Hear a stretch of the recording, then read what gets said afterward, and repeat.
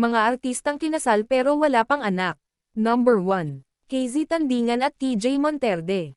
Ang couple na singer ay ikinasal sa taong 2020. 4 na taon na din itong nagsasama. Si KC ay 31 years old na sa taon ngayon at si TJ naman ay 33 years old.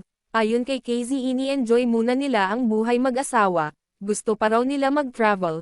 Sabi pa nito sa isang panayam, because pag may baby kasi it's change everything. Pag may baby na automatically yung baby becomes the top priority over anything, so, gusto namin ma-enjoy muna namin ang time na kaming dalawa lang muna.